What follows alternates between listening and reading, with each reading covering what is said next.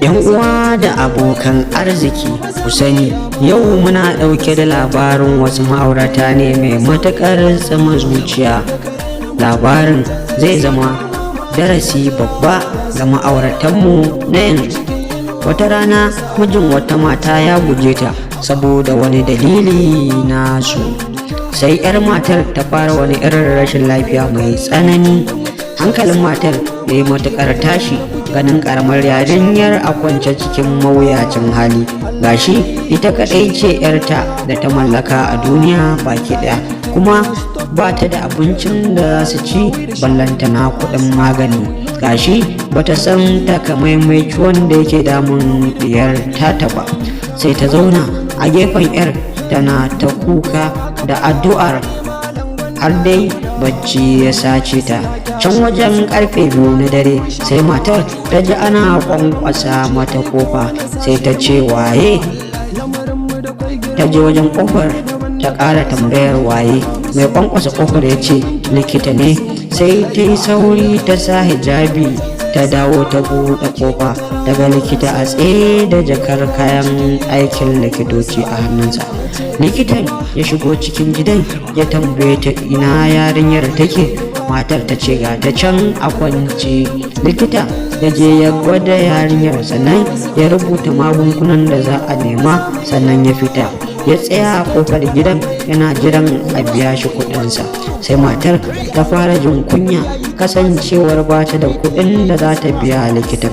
Likitan ya ce a bani haƙƙina in tafi. Matar ta ce wallahi ko sisi ban da shi. Likita ya kalle ta cike da mamaki, sannan ya ce yanzu baki ji kunya ba? Kin fito da ni cikin wannan dare na yi miki aiki, sannan ki ce mini ba ki da kuɗin da za ki biya ni. Sai matar ta fashe da kuka, sannan ta ce likita wallahi ban kira ka a waya ba, kuma gidan nan kowaye ba mu da kowaya ba mu da shi ballantana mu kira ka mu sanar da kai halin da muke ciki. Likita ce nan ba gidan wani ba ne? Matar ce a'a nan gidan makwabtansa ne.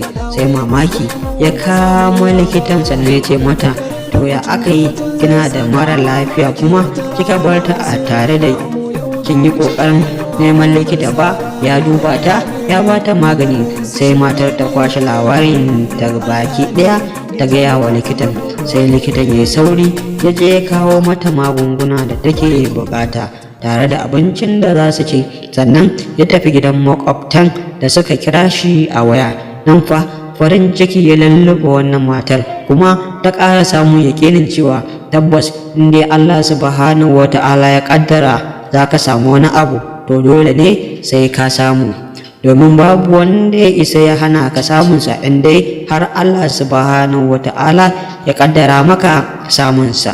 Don haka kar da jinkirin zuwan arziki ya sa mu nemi dukiya ta hanyar haram.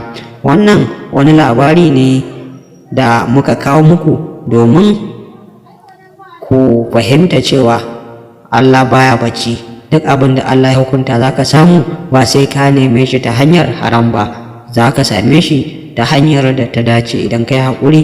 To jama'a, za mu dinga kawo muku labarai kala-kala iri-iri kamar yadda muka saba kawo muku. Ku kasance da Matan Zamani na ɗaya a duniyar YouTube. Sai kun ji mu a ɗauke da shirinmu na gaba nan ba da daɗewa ba.